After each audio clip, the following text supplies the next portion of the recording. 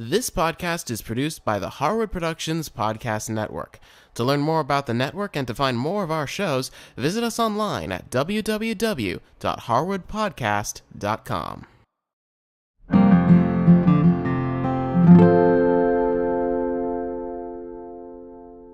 Hi, I'm Cindy Harris. Welcome to Come for Tea. These spiced cherry scones are just perfect for any fall or winter time tea. Now these scones are made in one bowl, so we're going to start by getting our dry ingredients together. And we're going to need 1 3/4 cup of flour, and then just 1/3 cup of sugar. These scones are not overly sweet by any stretch, so just 1/3 cup of sugar. And then for the leavening, we're going to go with 2 teaspoons of baking powder. And then we're going to add 1/2 teaspoon of salt. And now it's time to get our spices in. We're going to go with 1/2 teaspoon of cinnamon and 1/4 teaspoon of ground cloves. And then go ahead and get your whisk and just mix all of these ingredients together. And then once you see that everything's dispersed, we're going to go ahead and get our butter ready. Now for this recipe, we just use 1/3 cup of butter, but I do like to cut the butter into little cubes before I put it into the flour. So I just cut it in half again, and then put them into a little dice. And then I just sort of sprinkle those into the flour mixture. And then I'm going to go ahead and get my pastry cutter, and I'm going to go ahead and cut this butter into the flour. Now, it doesn't take very long to do this, but there is kind of a way I do it. I start by doing sort of a rough cut through the whole thing. Then I push the butter that's collected on the pastry cutter off, and then go back and cut in some more.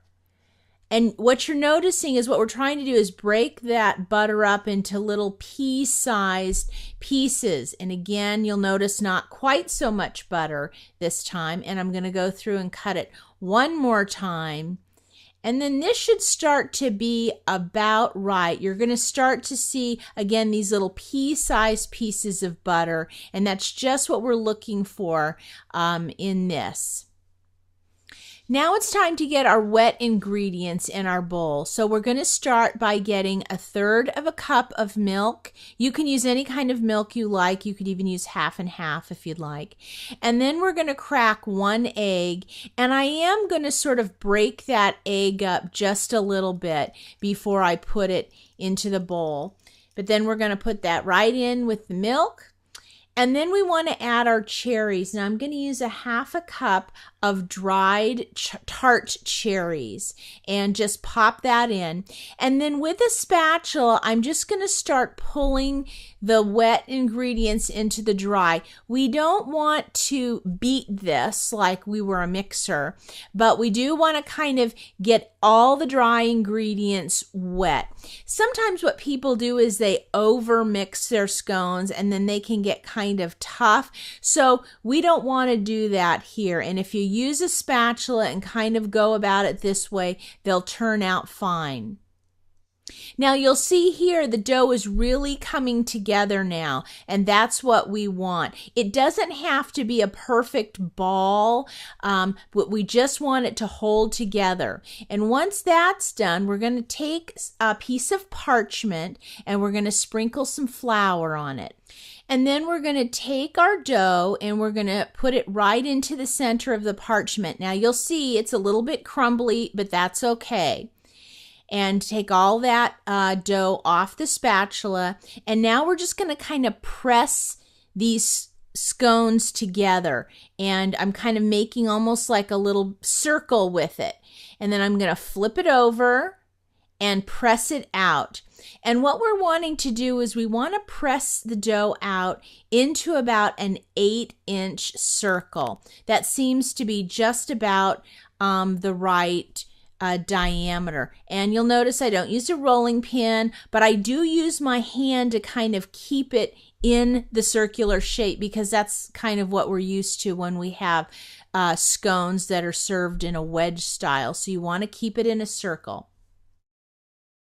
So here we are, we measure it out and it's 8 inches in diameter, perfect. Now the next thing I like to do is take my baking sheet and just slide it right underneath the parchment. The reason I pat it out on the parchment is because this is what I'm going to bake it on. Now, I like to put a little bit of milk on the top of my scones, and what I do is I just take a little bit into the measuring cup that I've already used, and I just sort of pat it all over the top just to kind of moisten it. And then I like to get a little bit of white sugar, and I just sprinkle it all over the top. It gives it kind of a crunch and a nice crystal look on the top when it bakes.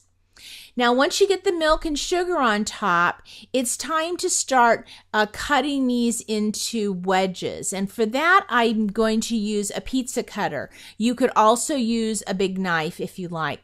But I want to cut these into 8 wedges. So you just kind of go through. The cherries are dry, so you just kind of bounce over them a little bit. But you want to just keep cutting these in half until you get 8 wedges. Now, if I were going to use a large knife, this is kind of how I would do it. But you notice I'm not separating the wedges. I'm just scoring them. Now it's time to put these into a 400-degree oven, and they're going to bake from anywhere between 15 and 18 minutes. And I start checking them after 15 minutes, but I really want these to be a nice golden brown, just like this. And as soon as I take them out of the oven, I want to take them right off that sheet and put them on a rack to start cooling. Now, you do need to let these scones sit for just, 5 minutes or so because they're really good warm. But I wanted to show you, because of the scoring, they're really easy to separate. I just take a little spatula and push down on one of the scoring, and they serve up beautifully. I love to make these spiced cherry scones the beginning of fall, and the reason is the fragrance that they put out when they're baking is so fall. It's that wonderful cinnamon and clove smell that just alerts our brains that, yep, the seasons are changing and we're in for this kind of comfort food. Now, these scones are great for tea, and leftovers are fabulous for breakfast. For more information on this episode, go to our website and visit the Come for Tea show notes. Also, if you have any questions or ideas, send us an email. Thanks for watching. It's time for tea.